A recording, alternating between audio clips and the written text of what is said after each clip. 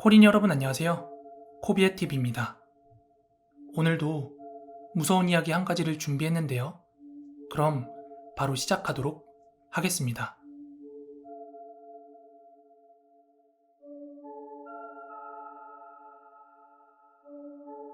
저는 어렸을 적에 시골에 살았던 적이 있어요. 초등학교 4학년 때부터 중학교 1학년 때까지였는데, 왜냐면 할머니가 아프셨거든요. 그런데 저희 아버지가 장남이셔서 할머니를 모셔야만 했습니다. 시골이라 불편한 점도 많았지만 제 인생에 있어서 가장 재밌었던 시기가 아니었나 싶네요. 강에서 빠가사리 잡아서 구워가지고 소금 찍어 먹어봤어요? 빠가사리는 입에서 빠가 소리를 내서 빠가사리인데, 지느러미에 가시가 있어서 잘못 만지면 손이 베이는 그런 생선입니다. 아무튼 그 초딩들이 낚시를 해봐야 얼마나 잘했겠어요. 한 2마리 잡아서 구워서는 소금 찍어가지고 5명이서 나눠 먹곤 했는데 한 입 정도씩 나왔나? 진짜 그 맛은 아직까지도 잊지를 못하겠네요. 늙은이 같지만 저 아직 대학생입니다. 아무튼 그렇게 친구들과 모여서 시간 가는 줄 모르고 놀곤 했어요. 우리 동네에는 뒷산이 하나 있었는데 거기는 일제시대에 구리를 캐던 곳이었다고 해요.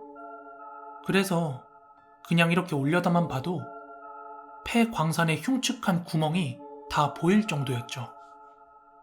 별로 높은 산도 아니고 그냥 평범한 동네 뒷산이었는데, 저희는 거기에 박스떼기랑 포대자루 같은 것 갖다가 막사를 지어놓고는 저희의 기지라고 하면서 안에 들어가서 만화책도 보고 또 옹기종기 모여 놀고 그랬어요. 그런데 아무래도 재료가 재료인지라 비가 오면 무너지고 엉망이 되고 그러면 굉장히 가슴이 아팠어요. 그러던 어느 날 그곳을 발견했죠. 시멘트와 슬레이트 지붕으로 만들어진 2평 정도 되는 작은 창고였어요. 창고라고 하기엔 좀 그렇고 그냥 디귿자로 벽을 쌓고 거기에 지붕 정도만 올린 정도랄까? 그 안쪽에는 비료포대나 지푸라기와 돌더미가 좀 쌓여 있었고요. 그걸 발견한 건 친구 3명과 함께였는데, 지금 생각하면 뭔가 굉장히 섬뜩하고 꺼림칙하지만 그때 당시에는 저희 흉가나 폐가 그런 개념조차 없었고, 뭔가 우리들만의 비밀기지가 생겼다는 설레임?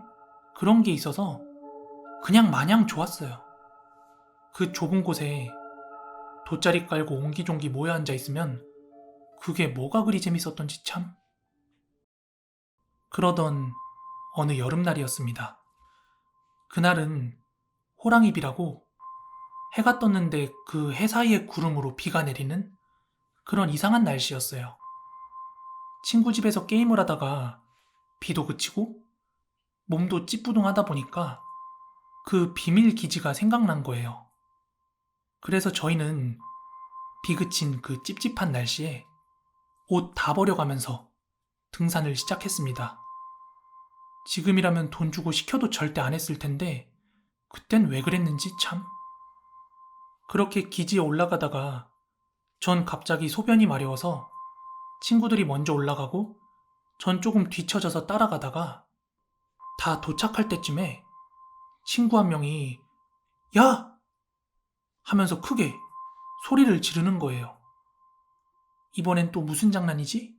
하는 생각을 하고 그쪽으로 따라가 보니까 친구 한 명이 멍하니 서서 그 비밀기지 쪽을 바라보고 있는데, 저도 자연스럽게 그쪽을 바라보게 되었어요. 그랬더니 친구 한 놈이 기지 안쪽에서 까만 치마 같은 걸 두르고 엉덩이를 흔들고 있네요.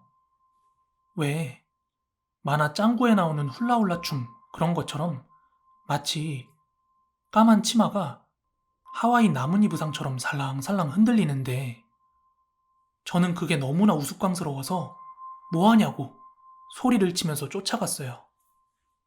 그런데 한 발짝 한 발짝 다가갈수록 자세히 보이기 시작하는데 점점 친구가 아닌 것처럼 느껴지더니 결국 그게 뭔지 제 눈에 제대로 보이는 순간이 왔는데 그건 친구가 까만 치마를 걸치고 훌라춤을 추는 게 아니라 하얀 옷을 입은 여자가 물구나무를 서서 긴 머리를 양쪽으로 미친 듯이 흔들고 있는 거였어요.